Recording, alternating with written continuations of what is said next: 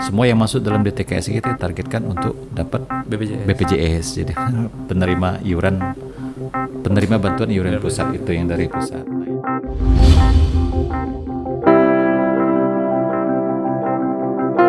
Assalamualaikum warahmatullahi wabarakatuh. Waalaikumsalam warahmatullahi wabarakatuh. Selamat siang, saya kedatangan Kepala Dinas Sosial Kabupaten Waikanan, Bang Bismi Janadi. Ya.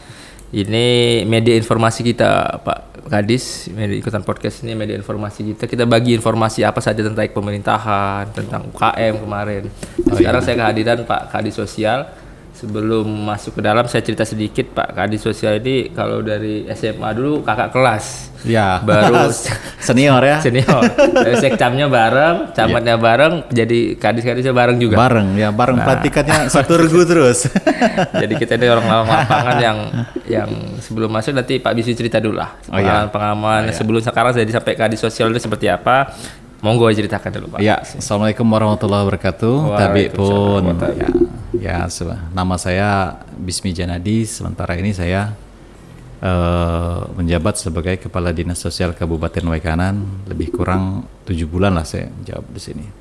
Tetapi sebelum di Dinas Sosial, saya menjabat sebagai Kepala BPBD Kabupaten Waikanan. Ya dulu seru. Karena masuknya COVID pertama kali itu selama 2 tahun 7 bulan saya di BPBD. Tapi sebelum itu saya juga Camat Bahuga itu 2 tahun 3 bulan. Kemudian saya sebelumnya saya Sekcam Buai Bahuga itu hampir 3 tahun setengah. Tetapi sebelumnya lagi saya ada kasih di PMK, Dinas Pemberdayaan Masyarakat Kampung, yaitu menangani dulu itu yang masih tenar itu masalah PNPM itu Pak dulu. Nah itu mungkin kilas balik dari perjalanan karir saya. CPNS-nya pun dulu terima di PMK sampai jadi kasih ada di PMK. Itu berarti secara ini kita emang tua di lapangan Pak. Iya dari pengalaman kerjanya lapangan semua hampir lapangan semua deh. BPBD ya di lapangan. Sosialnya juga memang lapangan. Tapi kayaknya makin banyak juga nih urusan sosial nih, bukan hanya apa saja ini, banyak dari orang cacat, orang meninggal, kadang-kadang itu semua orang yang butuh bantuan, rata-rata yang butuh bantuan semua nih. Coba cerita sedikit dong Pak Bismi, kalau kita ini kan di Dinas Sosial ini kan berapa sih data mungkin yang perlu kita bantu lah, atau apa namanya, misalnya apa TKSK apa sih? Berapa sih ini? Mungkin saya sedikit memberi gambaran tentang Dinas Sosial. Dinas Sosial itu ranahnya cuma satu Pak, namanya PPKS, Pemerlu Pelayanan Kesejahteraan Sosial. Yang diwujudkan dalam data namanya Data Terpadu Kesejahteraan Sosial atau DTKS. Nah, yang masuk dalam DTKS inilah yang menjadi ranah dari Dinas Sosial itu sendiri. Berarti di luar itu mungkin belum bisa dilayani melalui Dinas Sosial. Artinya ranahnya ada di situ. Untuk di Waikanan sendiri kita mempunyai data itu sekitar 92.000 KK yang masuk dalam DTKS. Kalau jiwanya hampir 260.000 jiwa, berarti lebih dari separuh masyarakat Waikanan sudah include masuk dalam DTKS. Tetapi perlu ada pemahaman, jangan karena dia masuk DTKS itu dia miskin, tidak. Jadi tidak serta-merta kalau masuk DTKS itu miskin, tidak. Jadi dia ada permasalahan sosial yang memang harus ditangani seperti itu. Nah kemudian juga yang masuk di TKS ini disabilitas, fakir miskin, anak terlantar, usia orang tua terlantar, gangguan jiwa, gangguan jiwa juga masuk Pak. Tetapi setelahnya, kalau lagi pas gilanya itu urusan polisi, Pol PP yang nangkapnya, kemudian dibawa ke rumah sakit.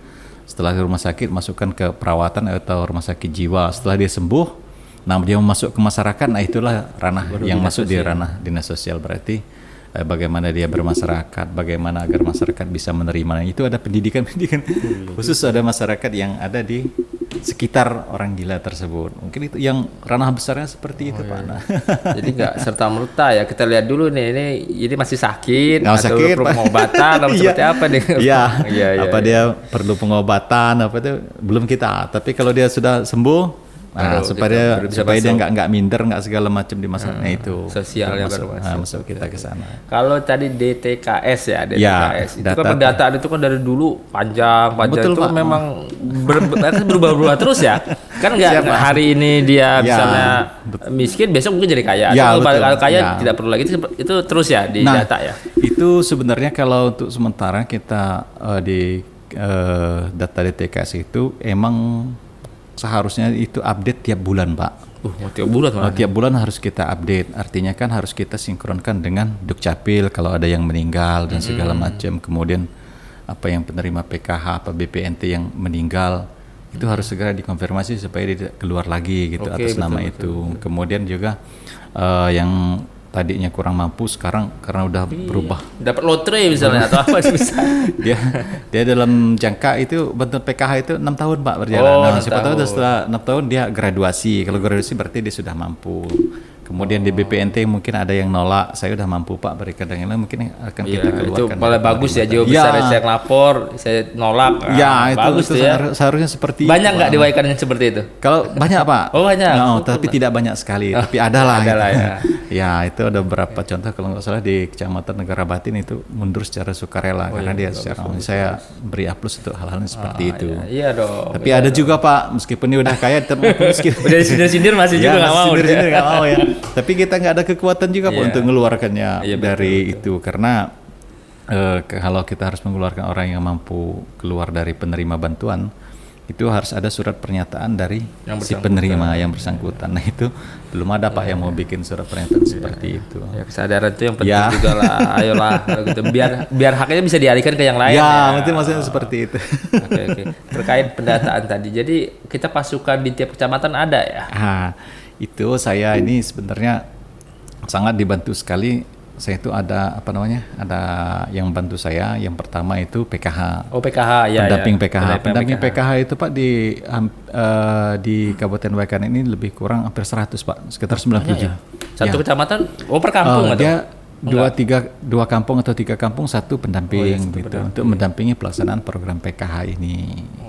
Jadi dari 227 kampung kelurahan ini ada sekitar 97 kalau nggak salah karena yang 3 itu pindah ke kabupaten lain itu berarti kira-kira 2 dan 3 kampung 1 pendamping gitu. Jadi itulah tempat orang melapor mungkin di situ mengundurkan diri atau dia mau itulah guna pendampingan itu Pak. Kalau dia termasuk pendampingan dia mau usaha apa gitu kan bisa didampingi di situ, dibina gitu dan sudah banyak Pak sebenarnya yang berhasil. Samping itu juga kami juga membina yang usaha yang dilakukan oleh pendamping namanya pengurus Pak, pengurus PKH. Kalau yang PKH. Penerima PKH, pengurus PKH udah ada usaha bersama segala macam nah itu. Melalui kubu-kubu itu. Kubu-kubu itu ya. Ini sebagian sudah ada yang maju gitu, bahkan asetnya sudah puluhan juta dari bantuan awal yang tergolong kecil. Jadi kemudian juga saya juga di bawah itu ada di 14 kecamatan itu TKSK. TKSK itu apa lagi itu? TKSK ini khusus untuk tempat melapor yang masalah sosial kayak disabilitas segala macam gitu kan. Nah, koordinasi di sana langsung berikan informasi itu masyarakat bisa langsung memberikan informasi minta apa aja silakan dengan TKSK itu. Jadi dua ya TKSK sama pendamping PKH. Dan di samping itu Pak kami juga sangat dibantu oleh operator SIK-NG kampung. Ada lagi. Jadi kampung. Itu setiap kampung ada. Jadi seluruh pelayanan yang ada di kampung itu mau dia mau masukkan DTKS, mau penerima bansos, BPNT, PKH maupun BPJS yang PBI yang pusat itu harus dimasukkan dulu melalui operator SIK-NG yang ada di kampung begitu Pak. Ya, jadi semuanya pengeluarannya ke sana. Ya. Sudah dia dari kampung baru kami di kabupaten meng-SK-kannya melalui surat keputusan bupati. Baru kami kirimkan ke Kementerian Sosial. Dari Kementerian Sosial dari data yang kami kirim inilah nanti akan diupdate begitu Pak. Jadi masyarakat jangan sampai nggak tahu nih pendamping PKH di kampungnya ya, siapa. Harus wajib Pak. Siapa. Jadi memang informasi cepatnya di situ ya. Ya, jadi kadang ngiri juga Pak sebenarnya. Kalau di kampung itu daripada kadis sosialnya mereka lebih kenal pendamping PK sama TKSK-nya, Pak. Jangan sampai nggak kenal malahan. Iya. Sekalian berkenal ini kadis sosialnya gitu. Asli. Nanti segmen kedua kita lebih dalam lagi terkait banyak program lah di dinas sosial. Iya. Kasih Pak Bismi. Iya. Lanjut lagi Pak Kadis Sosial. Siap. Ini masyarakat kalau punya YouTube banyak pengen nonton ini. ini sebenarnya Kadis Sosial ini setengahnya itu pahala lah ya. Banyak bantu orang loh. Lewat aja kita. Oh, pokoknya pemberi itulah. Pemberi lah. Jangan sampai problem aja. Jadi bantuan sosial kan di situ ada BPNT, ada PKH, ada beberapa hal lah. BPJS tuh di situ. Kalau PKH sendiri itu kan setahu kita lah waktu dari camat itu kan banyak tuh. Ada yang hamil, ada yang anaknya masih sekolah, cacat. Itu banyak kriterianya seperti apa itu Pak Kadis? Ya untuk sementara ini kalau untuk PKH itu memang ada 7 kriteria, 7 kriteria yang berhak untuk menerimanya. Tetapi dalam kategori dia harus masuk di TKS dan miskin gitu. Terus syaratnya dia harus di TKS, data TKS. Jadi untuk penghitungan dana yang diberikan oleh pemerintah itu ngitung dari 7 kriteria itu, Pak. Yang pertama adalah kesehatan ada 2, yaitu ibu hamil dan ada balita di rumahnya. Jadi kalau dia hamil, kemudian ada balita, dia bisa dimasukkan dalam kriteria dananya, penerimanya. Berarti jumlahnya kalau nggak salah 3 juta itu untuk ibu hamil sama balita. Nah, kemudian pendidikan ada 3. Ada 3 yaitu SD, SMP, SMA. Jadi kalau yang keluarga itu ada anak SD, SMP, dan SMA. Oh, dibantu pendidikan. Ya, itu ada bantuan dari pendidikannya. Kemudian yang ketiga ini adalah sosial. Sosial ini misalnya di rumahnya ada orang tua yang lanjut usia atau jompo gitu, di atas 60 tahun itu masuk kriteria. Kemudian di rumahnya ada yang cacat tetap. Cacat tetap ini artinya berat ya, sudah nggak bisa jalan lagi atau bagaimana itu. Nah itu bisa dimasukkan dalam komponen penerima bantuan PKH. Itu bantuannya berupa non tunai, uang atau kayak mana? Nah dalam proses itu Pak sebenarnya bantuan itu tidak ada lagi yang melalui dinas segala itu langsung ke rekening masing-masing penerima. Berarti mereka harus punya rekening lah. Ya, rekening itu sudah disiapkan oleh pemerintah, Pak. Dari sana, kita bantu siapkannya juga. Dari di data nanti melalui kita kan ada Bank Himbara. Untuk Bank Himbara yang ada di Waikanan ini kita pakai Bank Mandiri. Jadi Bank Mandiri sudah menyiapkan ATM. ATM itu kartu PKH kata orang nyebutnya, sebenarnya itu ATM. Jadi apabila dana itu sudah cair nanti diberitakan oleh pendamping PKH, disampaikan kepada masyarakat untuk silahkan ngambil sendiri ngambil sendiri. Jadi tidak boleh diambilkan orang, apalagi nitip nitip nitip PKH minta ambilkan sama siapa, apa pendampingnya, apa saudara, itu nggak boleh Pak. Dia itu ada pidana hukumnya kalau sampai memberitakan pinnya segala macam, itu nggak bisa, itu sangat nggak bisa. Nanti salah guna juga ujungnya. Kita udah bagus rapi gini, salah guna. Nah itulah yang sangat dikhawatirkan terjadi hal-hal yang tidak diinginkan apabila ATM-nya atau ininya ada di orang lain gitu. Berarti dia ATM itu dia bisa ambil cash baru bisa belanja atau gimana tuh? Nah itu dia bisa ambil cash Pak. Oh bisa. Dia kalau ngasih sesuai kebutuhan dia lah ya. Itu dia ngambil cash di ini bisa ngambil kalau dia di ATM Mandiri dia gratis Pak. Tetapi kalau dia ngambil di Briling segala macam itu ada tambahan bayaran administrasi. Itu 6 sampai 4 ribu kan kalau salah. 4 dan 6 ribu. Apalah. Karena itu memang harus keluar karena itu sistem, bukan pemotongan itu Pak. Iya betul, kalau itu sistem. Kita juga tetap aja kan. Kita aja ada biaya perawatan ATM. Jadi memang per bulannya dibantu juga dari orang terdata di TKS kita, dibantu sampai dapat ATM tadi. Bukan ngurus sendiri ya. Karena orang-orang bingung loh. Ribet. Tidak seperti itu dia. Jadi kalau datanya masuk nanti akan diberikan oleh pemerintah, itu dikirim kartu bank, buku bank dengan ATM-nya, PIN-nya pun mereka sendiri yang tahu. Itu per kapan? Per 3 bulan, per bulan? Ini per 3 bulan. Jadi 4 kali pencairan. Dan untuk saat ini kita sudah 2 kali pencairan. Jadi sudah mau tahap tahun ini sudah 2 kali. Kita memasuki tahap ketiga, tetapi sampai sekarang ini rekon kita belum selesai secara nasional di pusat itu. Kalau selesai rekon, mungkin akan segera diturunkan yang tahap ketiga.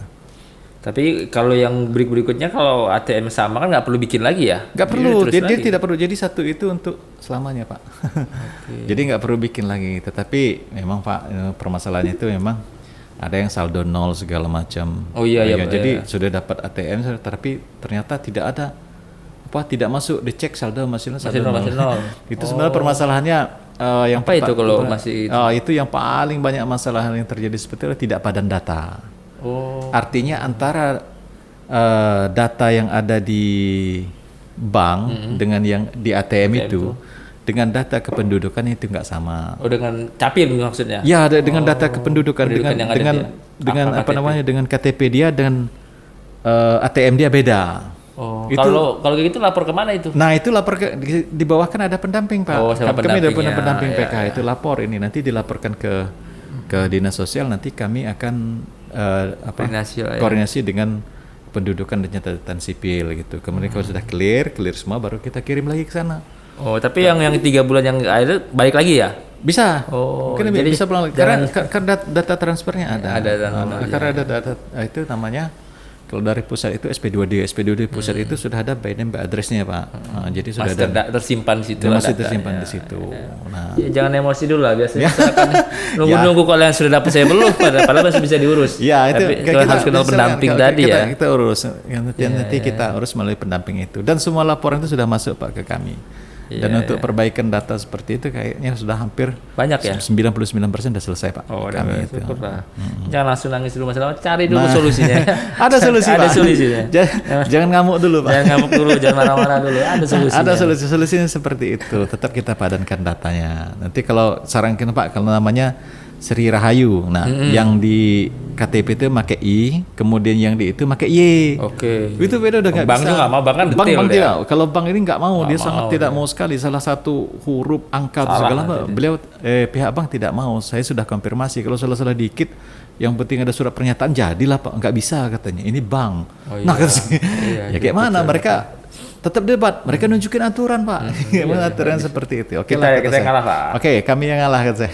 Kami akan segera perbaiki dan minta bantulah nanti. Kalau setelah baik akan kita lanjutkan.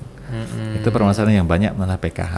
Oh iya, PKH. Kalau orang-orang pendamping PKH itu rata-rata orang situlah ya, kampung atau Tidak juga dari Pak. luar, oh enggak ya? Karena rekrutmennya secara Nasional? Jadi secara silakan dari mana aja bisa. Kita banyak juga yang ada yang dari Bandar Lampung, ada yang dari Pesawaran, ada yang dari Lampung Barat. Iya sih, iya. Nah, tapi sekarang ini diberi kebebasan, silakan aja. Kalau memang ada di Lampung, dia bisa pindah Pak. Bisa mengusulkan pindah untuk misalnya dia mau pindah dari, misalkan dia sekarang ada di Pesawaran ya, dia mau pindah ke Waikanan, bisa Pak. Oh. Dia bisa pindah seperti kayak pegawai lah, dia bisa Iya, pindah-pindah. tukar-tukaran aja bisa ya. Bisa Pak, yang penting mendekatkan dari tempat dia kerja sehingga pendampingannya akan lebih maksimal. Nah, seperti itu. Kalau ya. Oke, nanti segmen kita bahas terkait sistemnya lah. Ya. Makasih Pak Bismi. Iya. Lanjut lagi kita Pak Kadi Sosial. Segmen Siap. ketiga ini. Nah, iya. Gak panjang ini kayaknya. Agak panjang dikit ini.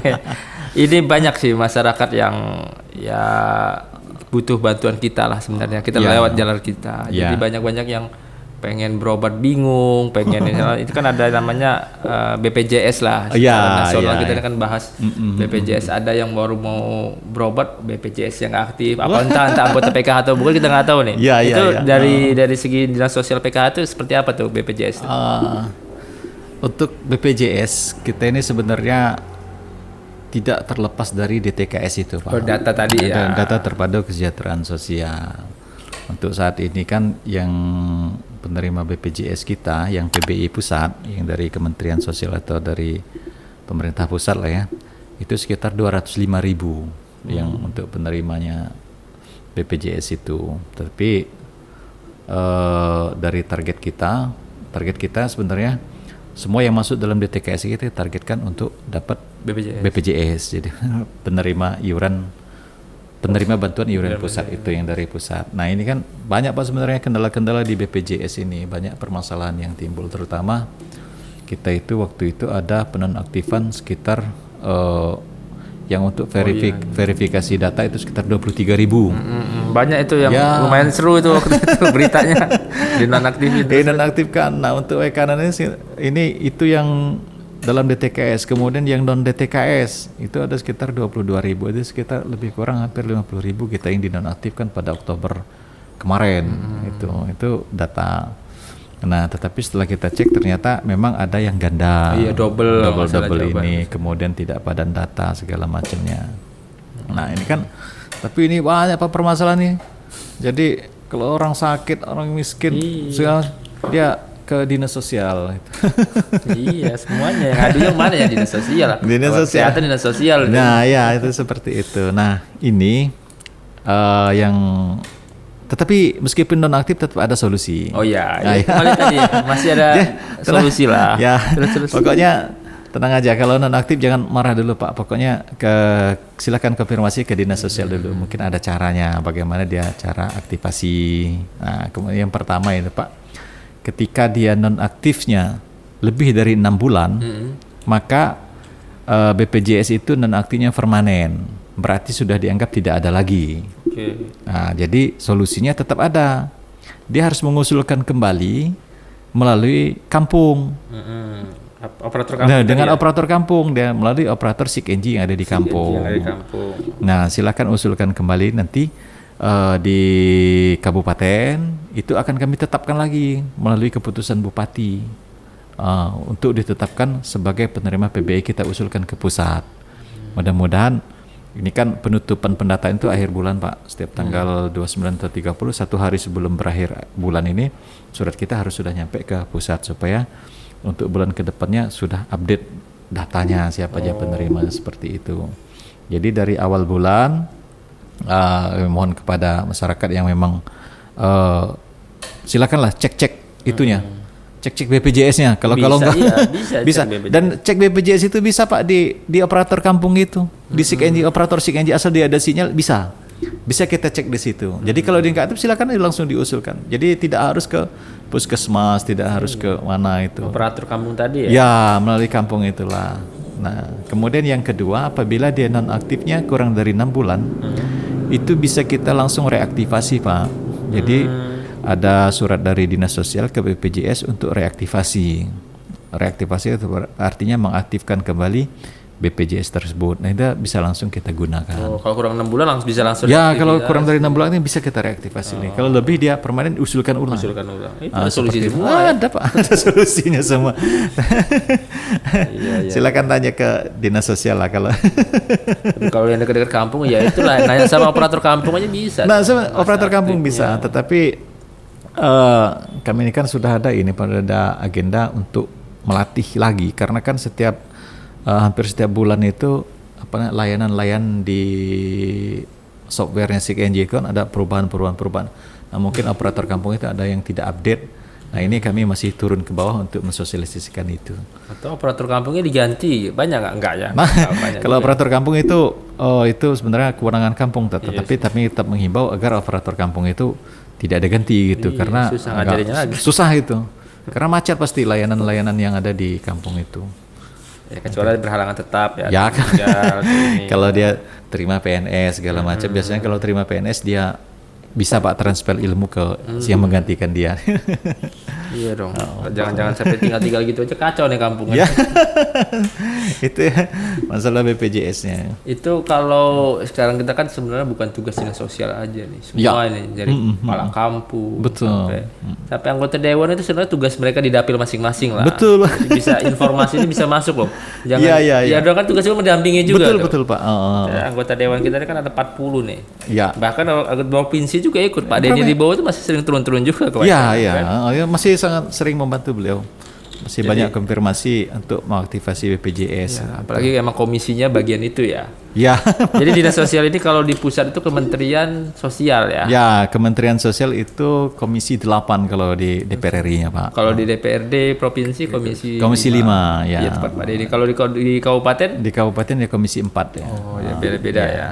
Sesuai ininya. Ya. Tapi semua kita kan ada wakil di dapilnya masing-masing lah. Ada. Kita cek masing-masing lah. Nggak Iya. perlu semuanya ada solusi. Iya. Lebih dari 6 bulan pun ada solusinya. Ada solusi ya. ya. Kita usulkan kembali untuk penerima BPJS. Kalau gitu harapan lah Pak Kadin Ya. Sosial untuk Ini- untuk ke depan seperti apa pendataan seperti apa, atau untuk pusat juga nggak apa-apa deh. Coba kita sampaikan deh. Ya, sebagai ini sebenarnya untuk harapan kami sendiri berprinsip bagaimana cara melayani masyarakat itu dengan cepat, tepat dan tidak ada tanah gitu, gratis lah artinya. Artinya kami ini ingin membantu masyarakat semaksimal mungkin. Kami sebenarnya sudah menyediakan layanan itu Pak. Kami sudah menyediakan layanan WhatsApp. WA. WhatsApp. Jadi dari kampung cukup dia memfoto fotokopi KK, KTP, kirim ke layanan kami, layanan dinas sosial itu. Nanti akan segera kami verifikasi.